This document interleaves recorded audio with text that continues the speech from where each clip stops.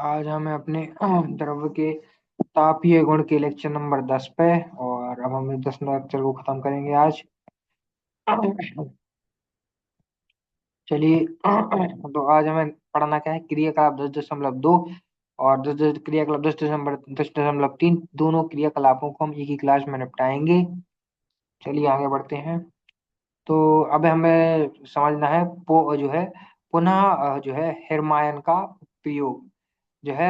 अब जो पुनः हेर्मायन क्या क्या होता है, तो उसका हमें जो है प्रयोग समझना है। एक हिमशिला लें। हिमशिला मतलब एक आप लाए बर्फ की सिल्ली। अपने अगर हिंदी में बोले तो एक बर्फ की सिल्ली जो है आपको लानी है। और धातु के तार को ऊपर रखें। अब हमने क्या किया, किसी धातु के तार को उसके ऊपर रख दिया, ठीक है। अब दोनों तारों के दोनों सिरों पर समान भार जैसे कि 5 किलोग्राम बांधे। ठीक है, रुकिए जरा। तो जैसे कि हमने तार के दोनों सिरों पर समान भार 5 केजी बांध दिया। तो एक बर्फ की सिल्ली पर हमने क्या किया, पहले एक हिमशिला ली। उसके ऊपर हमने धातु के तार को उसके ऊपर रखा और उसके दोनों सिरों पर समान भार यानी कि 5 किलो, जैसे उसमें उदाहरण दिया गया है 5 केजी, तो 5 किलो हमने बांध दिया। परिणाम स्वरूप हमारा क्या हुआ कि आपको देखने को जो मिलेगा वो यह मिलेगा कि तार हिमशिला से पार हो जाता है। मतलब तार उस हिमशिला से पार हो जाता है। और साथ ही साथ तार के ठीक नीचे दाब में वृद्धि के कारण, जब जो तार है उसके जस्ट ठीक नीचे अब क्या है, अब तार है, दोनों साइड 5 किलोग्राम भार है, तो उससे कुछ उस पर दाब पड़ रहा होगा और हिमशिला पर। तो उस दाब के कारण जो उस तार की जो दाब लगाए उस कारण जो है तार के ठीक नीचे दाब में वृद्धि आई, दाब बढ़ा। उसके और उस वृद्धि के कारण हिम जो है निम्न ताप पर पिघलता है। तो वो निम्न ताप पर पिघलेगा।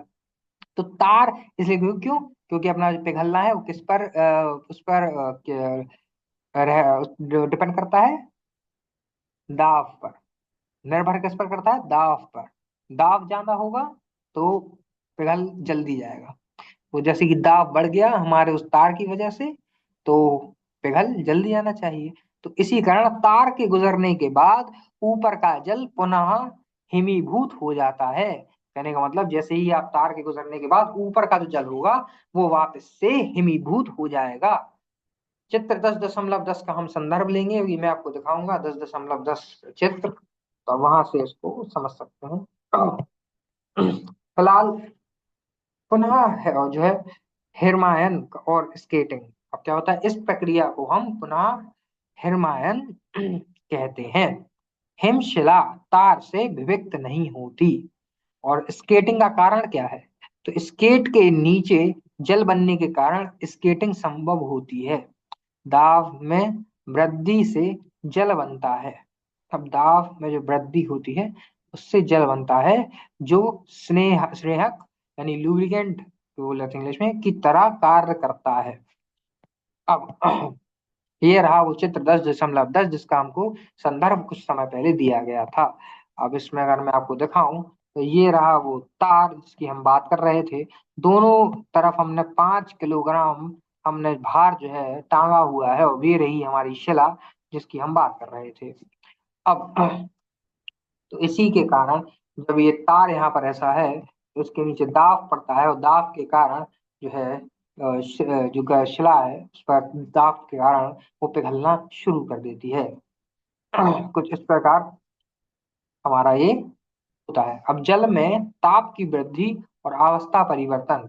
अब जो जल में जो ताप में वृद्धि हुई और जो अवस्था परिवर्तन हुई उसके बारे में हम बात करेंगे। तो ताप में वृद्धि, हिम के पूर्णतः जल में रूपांतरित होने के बाद ताप में वृद्धि प्रारंभ होती है। और यह वृद्धि 100 डिग्री सेल्सियस तक निरंतर होती है। और ताप स्थिरता की बात करें तो 100 डिग्री सेल्सियस पर ताप स्थिर हो जाता है। अब 100 डिग्री सेल्सियस की बात करी जाए तो उस पर ताप जो है हमारा स्थिर हो जाता है। इस बिंदु पर आपूर्तः ऊष्मा जल को द्रव से वाष्प यानी गैस में रूपांतरित करने में उपयोगित होती है। अब इसके लिए हमें चित्र 10.9 का संदर्भ लेना है। तो चित्र 10.9 मैं आपको ये दिखा दूं, ये चित्र 10.9 मैंने आपको पहले दिखाया था, का आप संदर्भ यहाँ से ले सकते हैं। अब अब फिर से गलनांक और उसकी विशेषताएं। अब जो है वाष्पन, वाष्पन क्या होता है? द्रव से वाष्पन या गैस में अवस्था परिवर्तन। अब द्रव से वाष्प में अवस्था परिवर्तन हमें देखना है, उसको वाष्पन कहते हैं। इस प्रक्रिया के दौरान ताप नियत रहता है, यह मैंने आपको पहले भी बताई कि प्रक्रिया के दौरान तो जो अपना ताप जो है वो नियत रहता है। कहने का मतलब है, जब आप पानी को जो है गैस में परिवर्तित करते हो, अगर उसको 100 डिग्री सेल्सियस पर आप पानी को उबालते हो और वो गैस में परिवर्तित हो जाता है, जब तक पूरा पानी गैस में परिवर्तित नहीं हो जाएगा तब तक गैस और पानी दोनों का जो ताप है वो 100 डिग्री सेल्सियस रहेगा, मतलब ताप जो है वो नियत रहेगा। आपका जो है कथनांक क्या है? यह है वह ताप जिसमें द्रव और वाष्प दोनों अवस्थाएं तापीय साम्य में सहवर्ती होती हैं।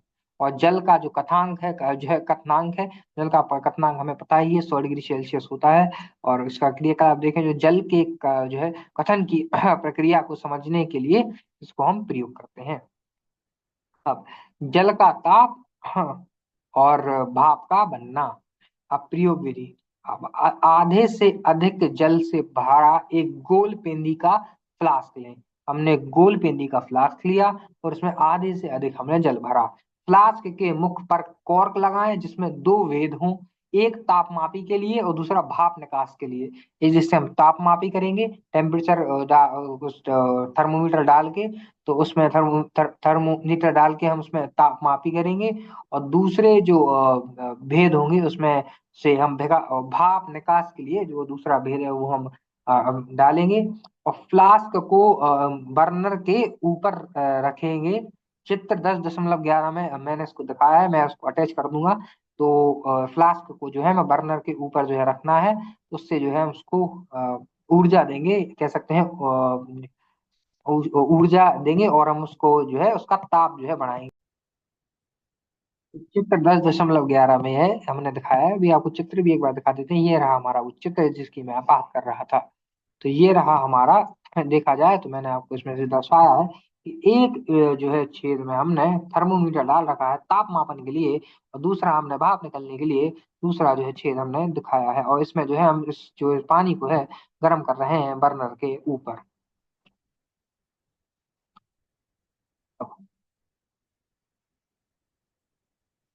परिणाम क्या होता है? जल गर्म होने पर वायु जो जल में घुली होती है छोटे बुलबुलों के रूप में बाहर निकलती है।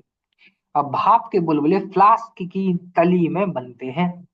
अब जो भाप के बुलबुले होते हैं वो जो है फ्लास्क की तली में बनते हैं।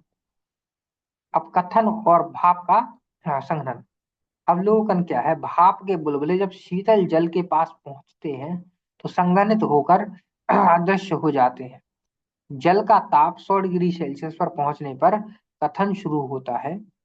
फ्लास्क के भीतर भाप अदृश्य रहती है। संघनन। फ्लास्क के बाहर निकलते ही भाप जल की छोटी छोटी बूंदों में संघनित होकर धंधु के रूप में दिखाई देती है। धुंध तो सॉरी, धंधु बोले, धुंध सॉरी, धुंध के रूप में दिखाई देती है।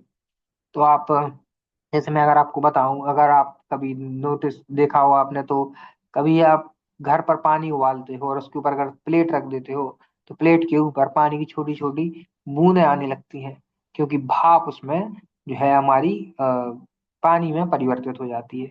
कुछ इसी प्रकार जो है यहाँ पर जो भाप जो है जो बाहर निकलती है उस छेद से, वो छोटी छोटी बूंदों में संघनित होकर जो है धुंध के रूप में दिखाई देती है।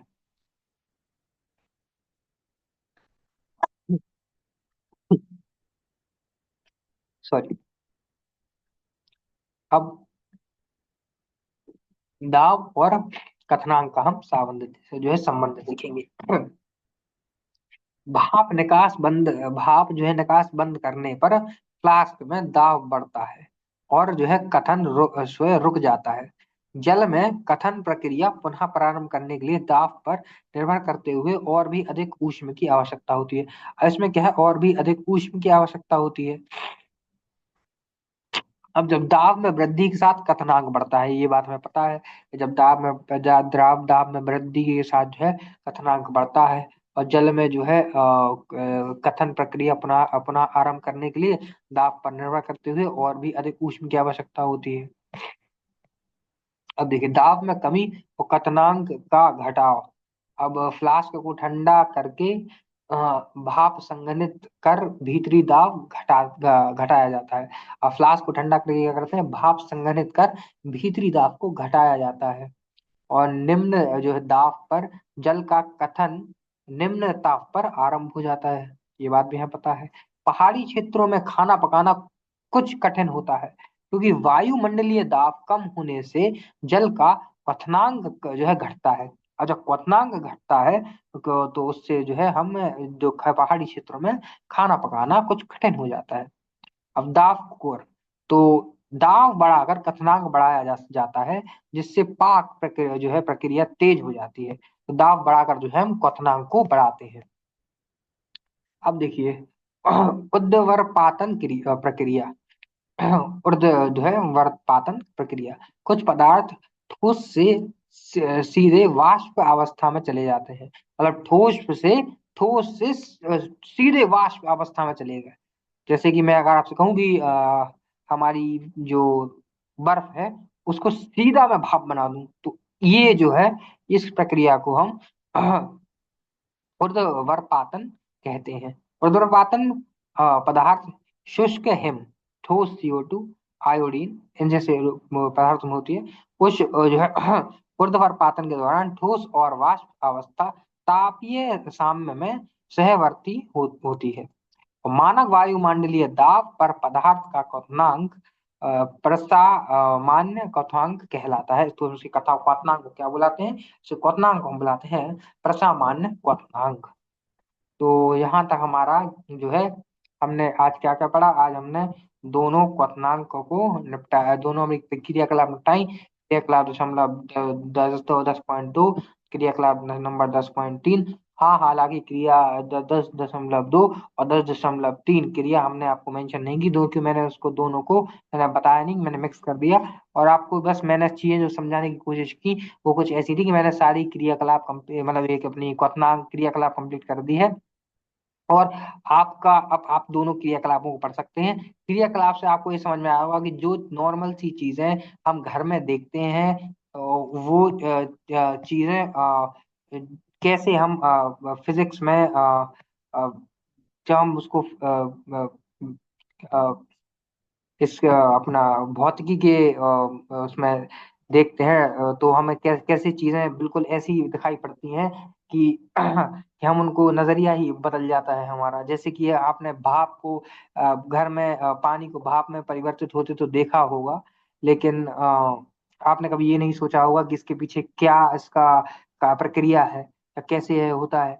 और कैसे हमने अगर सीधा बर्फ को भाप बनते तो कभी आपने देखा नहीं होगा। लेकिन जैसे CO2 का एग्जाम्पल हमने दिया यहाँ, जैसा कि यहाँ पर तो जैसे ठोस CO2 होती है अपनी सॉलिड CO2, ठोस CO2, तो हमने इनके एग्जाम्पल दिए हैं। तो ये इनके कुछ ऐसे एग्जाम्पल होते हैं जो डायरेक्ट अपनी सॉलिड से गैस में परिवर्तित होने की उसमें वो रहती है इनके पास क्षमता।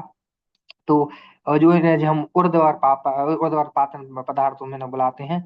और जो है मानक वायुमंडलीय दाब पर पदार्थ का क्वथनांक है जिसे हम प्रसामान्य क्वथनांक कहते हैं। और जैसे कि हमने देखा कि ऊर्ध्वपातन के दौरान ठोस और वाष्प अवस्था तापीय साम्य में सहवर्ती होती है। तो ये चीजें थी। ऊर्ध्वपातन प्रक्रिया पढ़ी हमने, दाब में कमी और क्वथनांक का घटाव पढ़ा हमने, दाब और क्वथनांक का संबंध पढ़ा हमने, कथन क्वथन और भाप का संघनन पढ़ा हमने, जल और ताप और भाप, जल का ताप और भाप का बनना पढ़ा हमने, गलनांक और उसकी विशेषताएं, जल के ताप में वृद्धि और अवस्था परिवर्तन। और साथ में ये वाला हमने ये अपना क्रियाकलाप पढ़ी जिसमें हमने पुनर्निर्माण को समझा, किससे, वो भी हिमशिला पर हमने उस पे हमने दोनों साइड 5 किलोग्राम का भार टांगा, उसके ऊपर पहले हम धातु का एक तार रखा। इस प्रकार हमने अपने दोनों क्रियाकलापों को कंप्लीट कर लिया है। तो आज की क्लास में बस दोनों क्रियाकलापों को कंप्लीट किया। कल हम पढ़ेंगे गुप्त ऊष्मा। तो हमने आपको बताई थी गुप्त ऊष्मा जब 0 डिग्री सेल्सियस में अपना बर्फ 0 डिग्री सेल्सियस पानी में अगर परिवर्तित हो जाती है तो उसमें अपनी जो, लेकिन ऊर्जा तो अपन नीचे से दे ही रहे हैं, तो ऊर्जा व्यर्थ कहाँ हो जा रही है, उसी को कहते हैं गुप्त ऊष्मा। अगर मैं कहूँ 100 डिग्री सेल्सियस पर पानी 100 डिग्री सेल्सियस की भाप में परिवर्तित हो जाती है, तो ताप नहीं बढ़ा। जब ताप नहीं बढ़ा तो ऊर्जा कहाँ गई, तो ऊर्जा कहाँ गई, वो ऊर्जा जहाँ गई उसी को गुप्त ऊष्मा कहते हैं।